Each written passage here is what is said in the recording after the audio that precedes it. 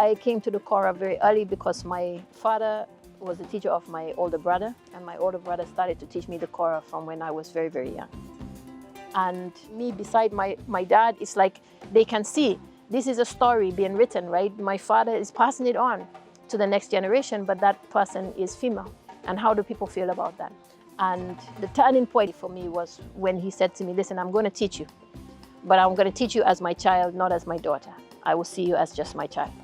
And he said to me, also, one thing I want you to do is to take this instrument up and don't focus on being female. Just focus on being a good player.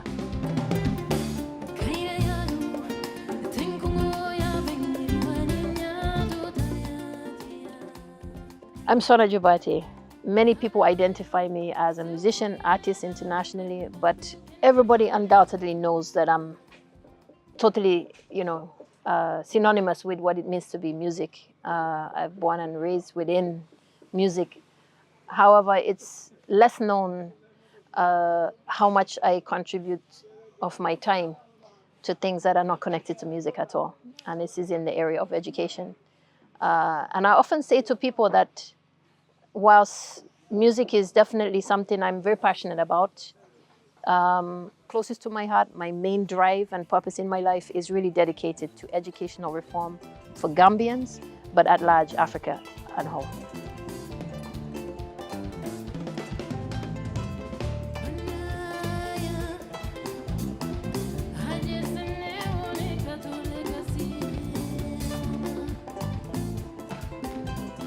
I think the context from me coming into the Kora is very mixed.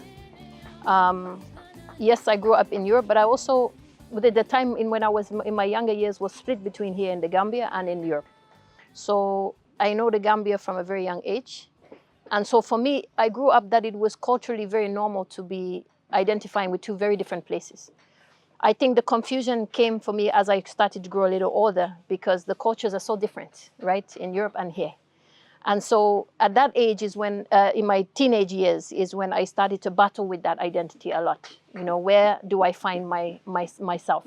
Where do I take place in that? So early life growing up was very mixed. So I had time here, I had time also in Europe. I think that very contrasting cultures as a young person, but you don't really question it until you get a bit older, then you start trying to understand where you place yourself within that context.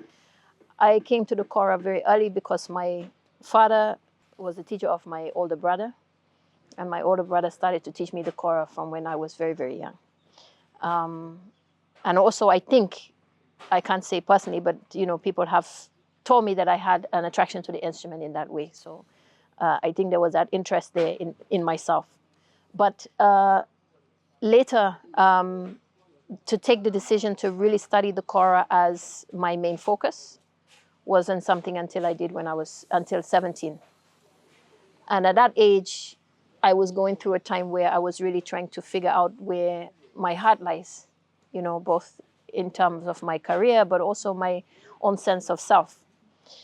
And so this is when I kind of returned back to the Kora, but consciously, not just doing it because I'm, shown how to play it, or because my family is very encouraging. Here in the Gambia, very, very encouraging to do it. But I was young, so when you grow to be like 17, it's very different because you're no longer a child. Now taking up an instrument as a 17-year-old is culturally now a statement rather than just a child trying things out. So that was really a conscious decision for me to approach my father and ask him to teach me. And I was very aware I'm his daughter, not a son, right? I'm his daughter saying, can you teach me as your child? And the turning point for me, in every way for me, was when he said to me, listen, I'm going to teach you, but I'm going to teach you as my child, not as my daughter. I will see you as just my child. And he said to me, also, one thing I want you to do is to take this instrument up and don't focus on being female. Just focus on being a good player. And so that was my mission. And so he gave me that gateway in terms of being able to find a space for myself, no longer as a child, but as almost an adult within a culture that is something that's not recognized. But the journey of being able to practice the Kora here in the Gambia with my father and in that context was difficult for me because it's always seen as something, that attracts a lot of attention. You can't just sit and play with with people the way that you might if you're a boy or a male. So people want to see, you know, how do you play? Can you play like properly? You know, the attention is too much. So it puts you off. It didn't encourage me to learn. And so the journey of studying Kora for me was very private. It's something that I did always behind closed doors with my father, just me and my dad. For years, that was the journey for me until I was ready to step out on the stage and to feel that I was good enough to say, yes, I can play. And this is my presentation. So that was really my journey into the Kora here.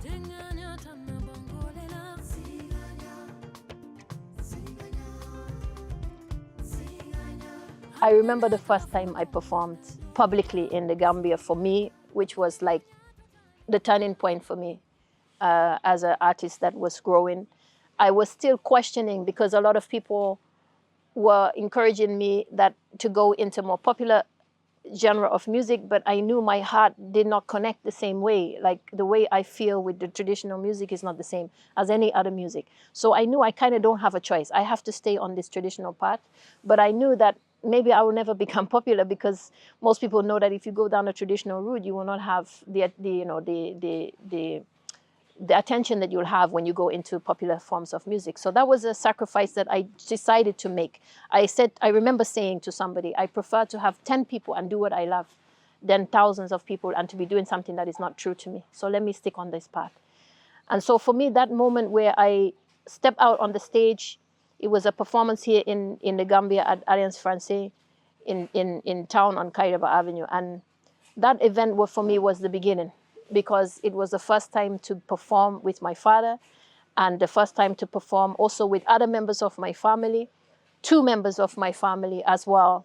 So it was the first statement of showing the Gambia and the world, because, you know, it was not just the Gambia for me, but also to get acceptance from my family was the biggest thing. That was always the biggest thing to me. No, I know my father accepted me, but how does the other members of the family feel? How do my uncles feel? My father's older brothers, how do they feel about seeing this happen? And especially me beside my dad, it's like they can see this is a story being written, right? My father is passing it on to the next generation, but that person is female. And how do people feel about that? And so that was really for me, I was so scared about it. I was so nervous that people will just sit there and not give a warmth or feel kind of, you know, uncomfortable about it. But the turning point for me was when we played a song in dedication to my grandmother, which is the mother of my father. And then almost the whole family came up on the stage, you know, to join us on that. And that's the moment that I felt like acceptance. This is the moment that I felt the confidence that I'm doing the right thing. And whatever it is I'm doing now, I'm going to continue on this path. And that for me was the beginning. This song is about my grandmother called Kumuna. Her name was Kumuna. From the Gambia, of course, in a place called Kembudi.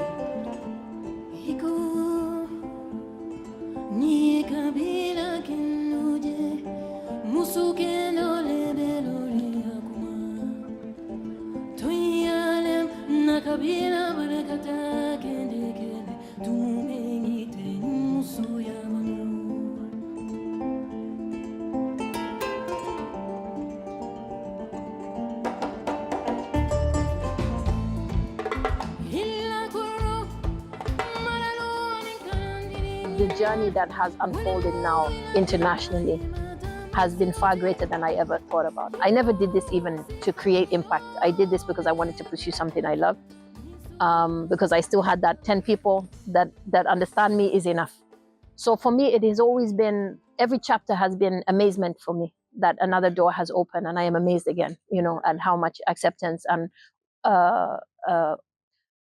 inclusion that I feel from Gambians, but also non-Gambians, non-Africans, right? Just from all over the world, that connect with the music and of course with the Kora and the culture that represents. So for me, I feel now suddenly I'm in a position where I feel I'm representing something everywhere I go. So I've grown to grow into that space of representing a culture that otherwise may not be known in many other parts of the world. And one of my favorite moments is when Gambians around the world have that moment to be celebrated. And especially in countries that, you know, especially not just the Gambia, citizens of Africa struggle, right, to gain acceptance, to gain equality in society. I always find this is a beautiful moment for me to give that celebration and recognition to the people and the citizens of that country, that we should also celebrate these people who are amongst you, right? They are doing amazing things in your society too. We also want them back home, but they are also doing stuff that is amazing things all over the world. So that's an opportunity that music, I think, has to bring people together and to bring a bit more sense of humanity around the world. So I love to use music in that way. But in terms of encouraging other young people, especially girls in the Kora, I think, of course, what I do, I hope will have that impact. Certainly amongst my students, I can say that, but I also hope in the wider community that's also happening. But I think it's bigger than that. I also want to represent to women, not just I'm trying to say to women, you know, I think we should all become Kora players. That's not really my message. My message is trying to redefine how females have to feel they should be represented in order to become successful. I want to be able to represent to other women that you do not need to always fit this stereotype of what a woman is supposed to be or supposed to do.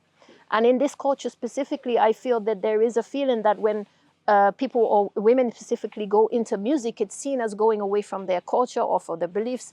And I feel that part of that as well is because of the fact that there seems to only be one narrative in terms of how women represent themselves when they are up on the stage or when they're in that having that role.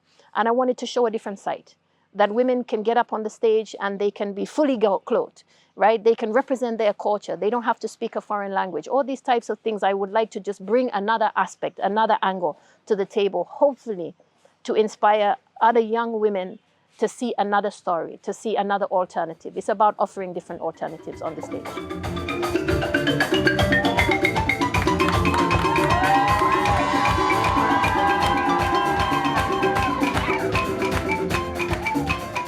I definitely think that not just my music, but I think music in general allows people to connect with the country in a very, very unique way. Music for me is the cultural ambassador of any people, every person in this world, every nation. And I happen to be fortunate enough to be able to contribute to that industry where I can represent culturally something that many people listening to that music have never experienced before. Most of those people have never set foot in Africa before. And so getting to feel and sense the identity and the culture of a place through music is like you travel without leaving your room. I think that's something very special, but I want to acknowledge that that's something that music does in general.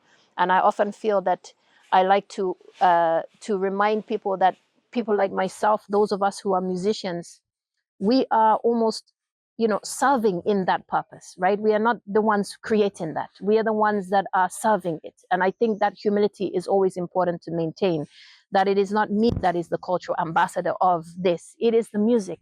And I am fortunate enough to be one of those voices amongst many. I think that moment that I felt that what I'm doing is far greater than myself as just one person, one individual, has been a combination of, I think, the power of music. I can't explain it very well apart from to say that at the times that you are on stage and you have the reaction from people in the way that you do, you really get this sense that you are so small in that exchange of energy. You are just the one that it's coming through. It just happens to be you. So that for me is incredibly powerful. But then the second one is also the impact of this academy here and the education. Because for me, anytime you educate one person, you've educated so many beyond that you can never see. Because even beyond your own lifespan, those are seeds that you've planted that have a chance to grow well after your time. I think one of the proudest moments I feel is achieving one goal that I had actually back in 2014. And with some of the people that I was working with at the time, had said to me, listen, you need to consider using the English language in your songs, because if you keep speaking in this foreign language, nobody understands what you're doing and the music will never get outside of the country. If you want to get that into America or somewhere like that and nobody understands the language, you are always going to be on a back foot. And I remember getting annoyed at that, irritated, because I said, but there are so many people in Africa, not just the Gambia, there's so many people across Africa who sing in English to their own people when they don't even speak English. And nobody ever tells them that that's a bad idea. No one ever criticizes them for that. It's almost seen as accepted, that automatically we use English or whatever other dominant language is. So why is it seen as a problem if we reverse that? And what I then said in response was, you know what? One day I will have an entire audience of people, thousands of people who are non-Africans singing in this language. Then I know I achieved it. So every time I get on the stage and that happens, where there's thousands of people singing in Mandinka, that is the moment I keep realizing this goal has been achieved.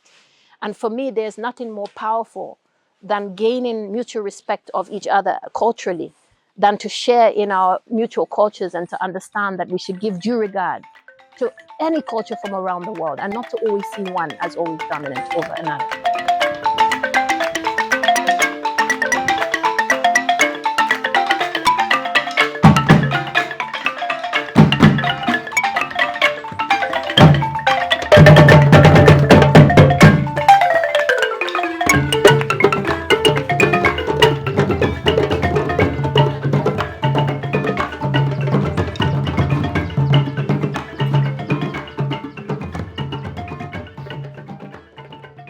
Gambia Academy I started almost 10 years ago.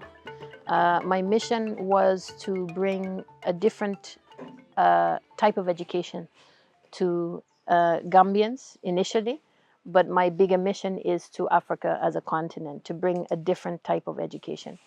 And this for me is in response to quite a long history of frustration, I would say, personally myself, through going through education in Europe and finding that there's a lack of knowledge when it comes to teaching our own history and culture and traditions in Africa.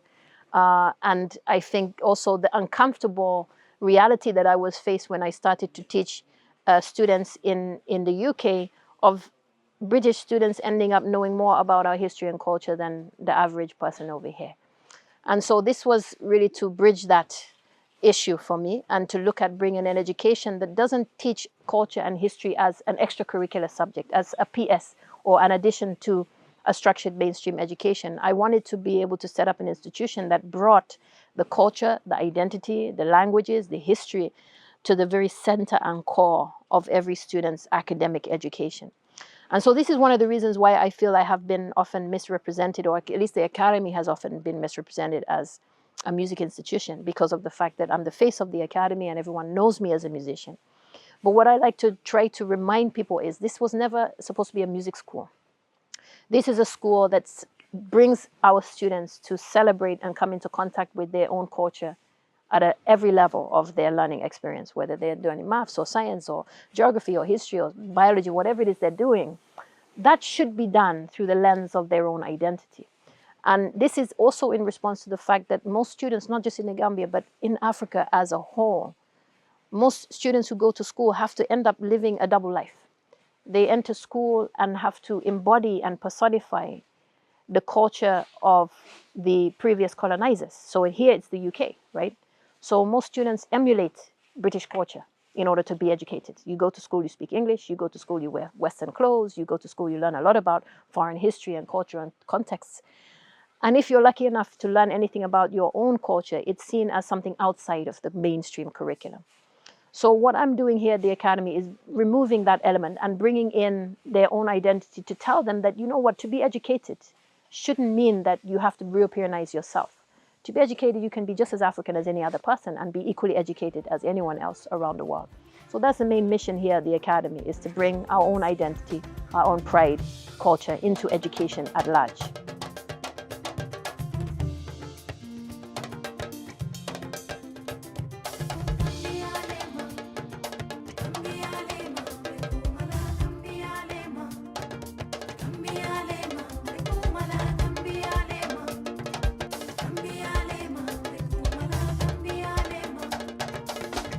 Yeah, there were a lot of challenges. I think the biggest challenge I've had with this academy has been finding teachers who are able to teach in a completely new way. And obviously, the teachers that we have are the products of the system I'm trying to uproot. And so that's very challenging. So this is the reason why I've had to put a lot of resources and financial investment into the development of a curriculum that can at the same time put teachers through training, at the same time as also disseminating that new approach to teaching to students. So that has been my major challenge. But I do believe that an essential part of making those changes has to be prioritizing the training of a new generation of teachers in many ways. I'm also trying to offer a unique institution that allows people from abroad to come and study comprehensively aspects of the culture. And I think the Gambia Academy is unique like that, because whilst you can certainly get this from other sources. It's quite a lot of work to put that together.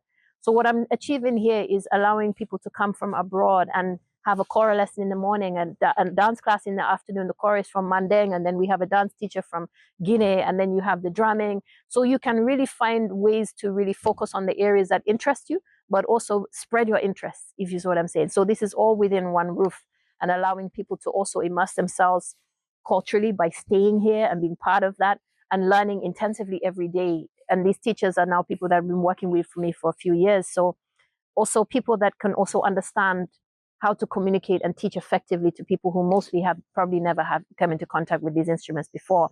And I think that's something that I have been focusing on, because even in Europe, when I have had the opportunity to teach, that has often been a complaint from a lot of people, which is that they find it hard to learn from people who have only been exposed to teaching people from the same country, because there's different learning mechanisms, there's different learning approaches. And that's something that I've learned spending time in Europe and spending time here, that the learning methodologies are very different.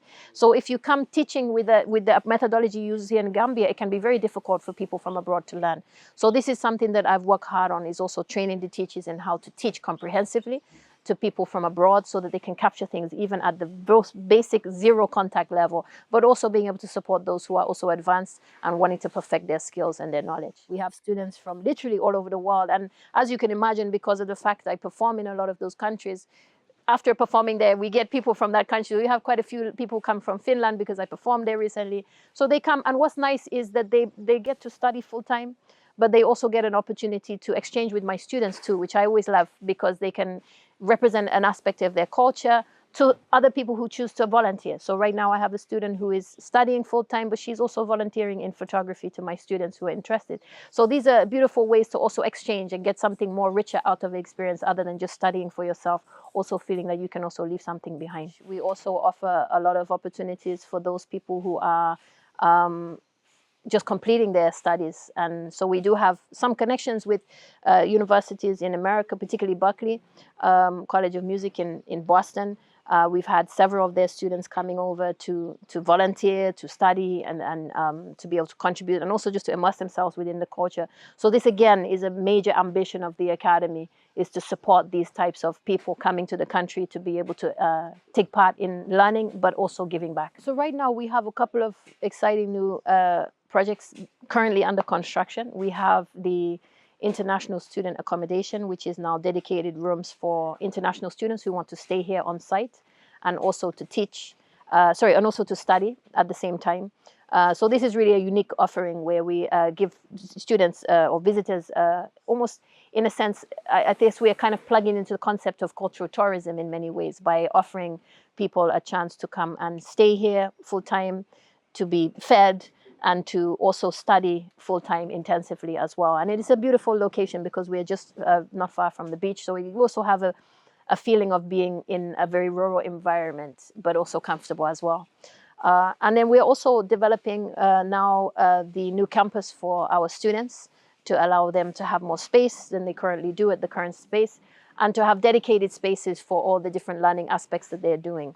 Many of these students are pursuing careers in many different avenues in life. Some are going into music technology, some are going into journalism, some are going into engineering, and so on. So we really have a broad spectrum of students' interests. So that new campus is allowing us to give the facilities that they need to explore those interests. The first part that I ask of people who are interested is to get in touch with us through our website, but importantly, to also think about what they might want to do. We offer the opportunity to volunteer, which is invaluable for us in certain sectors. We also offer the opportunity for people to come and study. And so this, for me, is something that people can come and do exclusively or in balance. So we really call on those people around the world who are interested in bringing their human resource, but also physical resources. We have people from all over the world who have sent us, learning materials, again, contacting us to find out what we really need in terms of supporting our students has been invaluable. People from Germany who are bringing science equipment. These are things that we really, really welcome. And we also, of course, like to have support and partnership with organizations that can support our construction projects, because that, at the end of the day, provides the secure shell that we need to be able to provide the right spaces for our students to learn, both international and those students who are here in the country too. We've had donors who have literally given us money to supply food for our students for 2 months, 3 months, sometimes 6 months at a time. And this is something that is so basic, because we provide everything for our students, not just their education. We provide their transport, we provide their healthcare, we provide their food. Everything is provided, because my philosophy is, for a child to succeed, we need to support them holistically, not just in the classroom, but outside the classroom too. So we have people who support in those specific areas. Some support just the healthcare of certain students. Some support the transportation of students. These are areas that are very easy for us to define, but also absolutely essential to the successful running of the academy.